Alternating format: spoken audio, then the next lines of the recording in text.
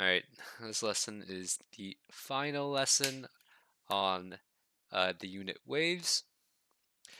It's going to be titled Snell's Law. But before we go into Snell's Law, I want to talk about something else. It's called total internal reflection. You're not going to be questioned on this, but this is kind of good to know. So I'll let the GIF explain uh, what you're seeing. We'll watch it once. All right.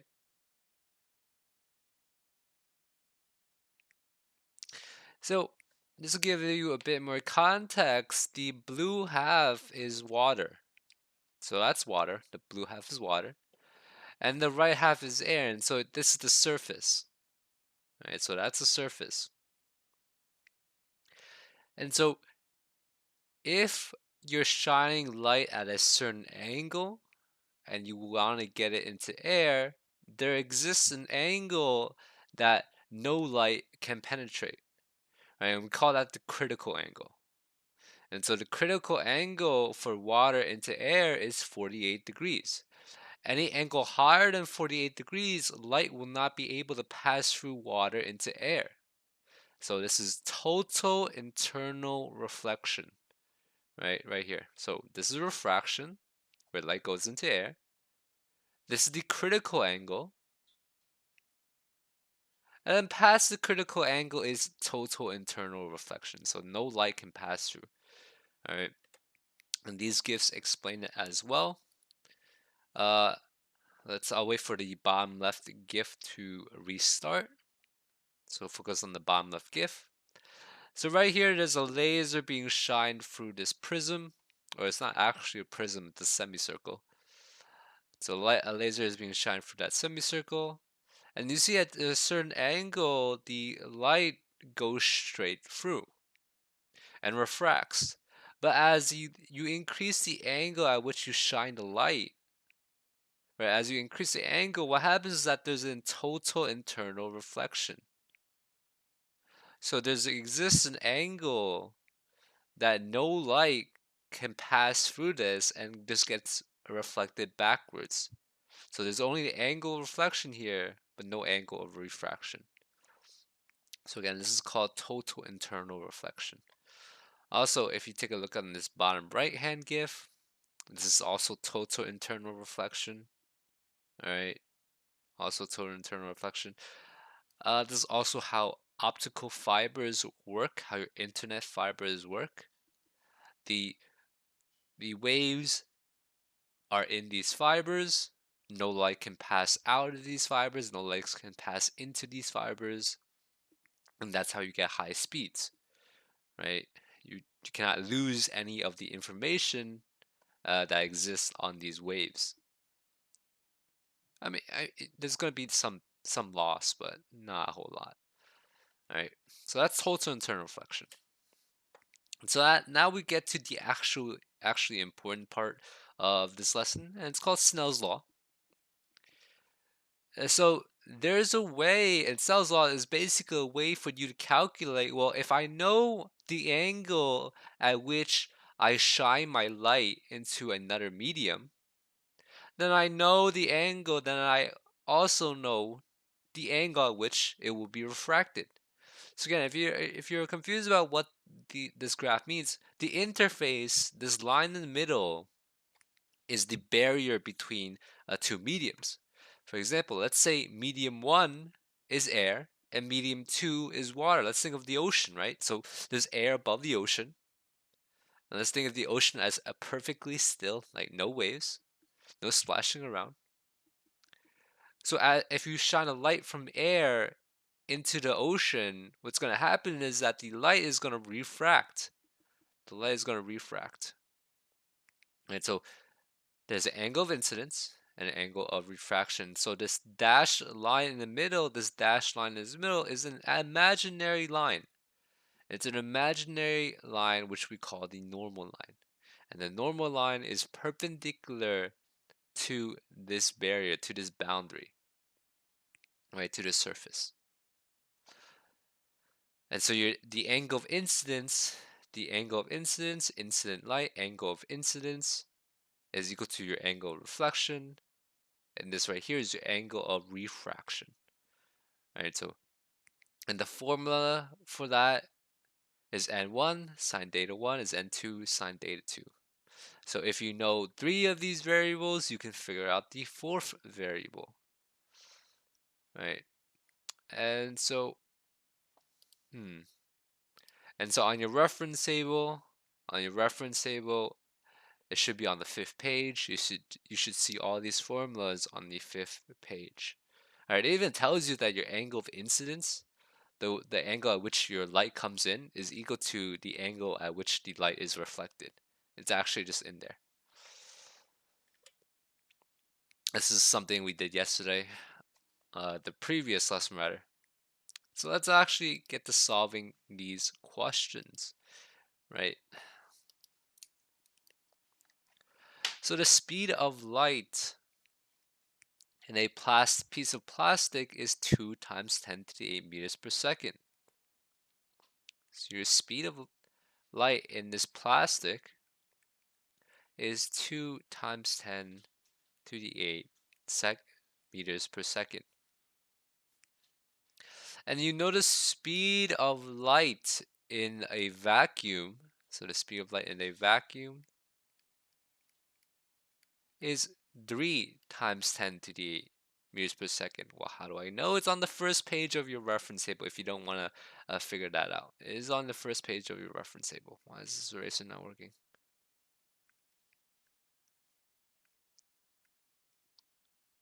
It is on the first page of your reference table.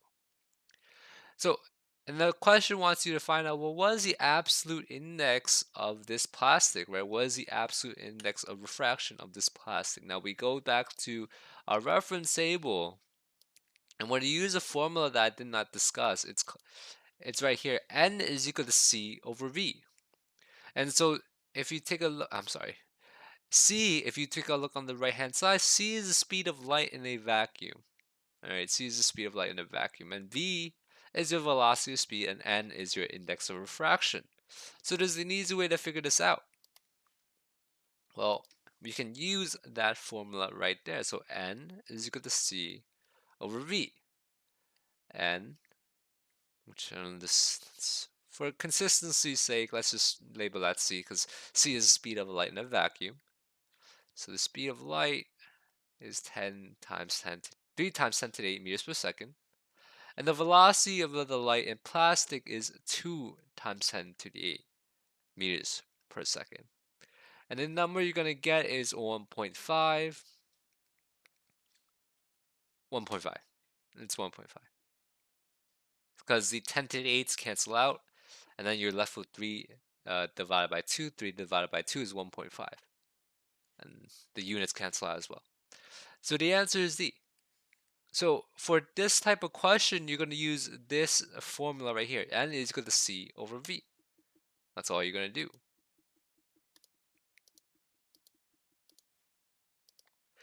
Number 2. A light ray traveling in air enters a second medium, and its speed slows to 1.78 times 10 to the 8 meters per second. So again, you know your speed of light is 3 times 10 to the 8 meters per second. And you know that in this medium, its speed is now speed of light is now 1.71 times 10 to the 8 meters per second. So what is the index of refraction? You're going to use the same exact formula. N is equal to C over V. Alright, number 3. A ray of light traveling in air strikes a block of sodium chloride at an angle of incidence of 30 degrees. What is the angle of refraction for the light ray in the sodium chloride? So if you're not sure what this problem is telling you, I would draw it. So again, this would be the barrier, the border between air and sodium chloride. So this is air, and this is sodium chloride, NaCl. Sodium chloride. So that's a block of sodium chloride. So that's a barrier, right? On top of the sodium chloride is air. And then you draw a line downwards, and that's your normal line, right? That's your imaginary line that's perpendicular to the surface. And so the light wave travels down, enters at an angle of incidence of 30 degrees, right? Because this is your angle of incidence. Angle of incidence. And then it goes into the sodium chloride and it's refracted, right? It doesn't keep going straight, it gets refracted, right? So it's either going to bend away from the normal or bend towards the normal. And since with my uh, knowledge, right, so we know that the index of refraction, if you look on the second page of your reference table, the index of refraction of air is 1.00. And the index of refraction of sodium chloride is 1.54. And so if you're going from a lower index of refraction to a higher index of refraction, your light wave is going to slow down. So it's going to bend towards the normal. This part you don't really need to know. I mean, sure, why not? You always have your reference table. And so this is your angle of refraction right here. This is your angle of refraction. And so that's what the problem wants you to find out. Well, what is the angle of refraction of my light wave in this block of salt? Right, because sodium chloride is salt. So what is the angle of refraction right here? And there is a formula that we talked about in this PowerPoint. It's also on your reference table, page 5. N1 is equal to sine theta 1 is equal to N2 sine theta 2. Right, so we know what N1 is. N1 is 1.00 and N2 is 1.54. And so that must mean that my angle of incidence is theta 1 and my angle of refraction is theta 2. And so let's plug in everything. So N1 is 1, sine 30 is equal to N2, which is 1.54 sine theta 2. Now, sine 30, we're going to use our Google calculator. And if you're using your Google calculator, you have to make sure you're solving it in degrees. Because what's going to happen is if you put this into your Google calculator, oh, that's not what if you put this into your Google calculator, sine 30, you're going to get this number right here, sine 30 radians. Oh, sure. Let's see if this works. No. So what you're going to have to do is you're going to have to put sine 30 degrees in parentheses. You don't need the parentheses because Google is smart enough to realize that you want it in degrees. But in the future, for order of operations, I suggest you put in parentheses. So sine 30 degrees is 0.5. So now we have our answer. 1 times anything is going to be 0.5. So 1.54 sine theta 2 divided by 1.54 divided by 1.54 is going to give you somewhere around 0.32, or around 0.3, somewhere around there. Is equal to sine theta 2. Let's confirm it. So 0.5 divided by 1.54 is 0.32. So now how do we solve for this data right here? How do we solve for this data? Well, if I want to get rid of this, I have to multiply this by sine to the negative 1. Right? I have to multiply it by sine to the negative 1. And so that must mean I have to multiply the other side by sine to the negative 1 as well. So theta 2 is equal to sine to the negative 1.32. Well, how do I do that on a Google calculator? I press inverse right here, inverse. And make sure your angle, you click the degree here, not radians, degrees. So make sure you click degrees. Sine negative 1 and click answer because your answer is the previous number you got. And you should get that number. 18.9 degrees or somewhere around 19 degrees. Yeah. So you should get 19 degrees is your data. So that's your angle of refraction. That's the angle at which this light wave enters sodium chloride. Cool. All right, that's number 3 done. Number 4 is the same thing as number 1 and 2. Number 4 is the same thing as number 1 and 2. Except in this scenario, it's giving you the medium, right? If you know the speed of light in a vacuum is 3 times 10 to the 8 meters per second, and you know that the index of refraction of flint glass is 1.66, and you want to know what the speed of light in that flint glass is, well, just use this formula. 5 is the same thing. 5 follows the same logic as 1, 2, and 4. 6 follows the same logic as number 3. So let me do 6 for you guys. So a ray of monochromatic light in air is incident at an angle of 30 degrees on a boundary with corn oil. So again, above here is air, and above down here is corn oil. Let's draw the normal line. So it enters at an angle of 30 degrees, and we know that the index of refraction of air is 1.00. And the index of refraction of corn oil is 1.47 as referenced on your reference table. So we want to find out, well, what is my angle of refraction here? So we're going to use this formula right here.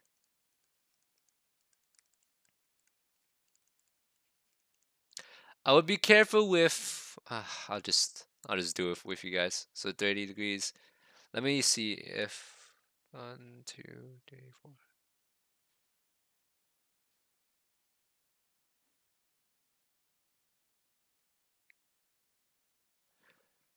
Actually, I'm not going to do it with you guys. I think you guys can do this yourself. So I already set up everything for you. Yeah. Should be fine. 7 using n is equal to c over v. 7 is the same thing as 1, 2, 4, and 5. 8 is the same thing. It's just telling you that the speed of light in air, the speed of light in a transparent material is 0.75 times its speed in air. And for the most part, its speed in air is going to be, we're going to treat it as 3 times 10 to the 8 meters per second, okay? That's the speed of it in the air. It's not exactly the speed, but it's fairly close because air is not at all dense. So I would use that number for the speed of air. So I would use this. And then V is 0.75 times C, right? And then you want to know what N is. So that's number 8. 9, you're using your index of refraction table, right? Densest material, highest index of refraction, the slowest the light is going to go. Number 10, same thing. N is equal to C over V. All right, 11. The sine of angle theta x is what? So it already gives you a graph. So you know your angle of incidence in this graph is 30 degrees, right? That's angle 1. And you know n1, the index of refraction of, what the hell is this? n1 is equal to 1.00. And they want to know what theta x is, right? So they want to know what theta x is, lucite is. So what is that? And so the index of refraction in lucite as referenced on page 2 of your reference table is 1.50. And so you're going to set up your equation much like number 3, and you're going to solve. Remember, you want this in degrees, and when you're solving for the angle, make sure you do the inverse sine. If you're not sure, you can go back to how I did number 3. Well, that's how you solve it. Number 12. So number 12 is actually it's asking for using the same formula, but instead of solving for an angle, you're solving for the index of refraction. So it's telling you both the angles already, right? It's telling you light is entering air at 45 degrees, and after it enters medium A, which is this is medium A, this is air, and this is medium A, the angle of refraction of your light is 29 degrees. So if the index of refraction in air is 1.00, well, what is the index of refraction in medium A? So you're going to use the same exact formula, n1 sine theta 1 is equal to n2 sine theta 2. Plug it in.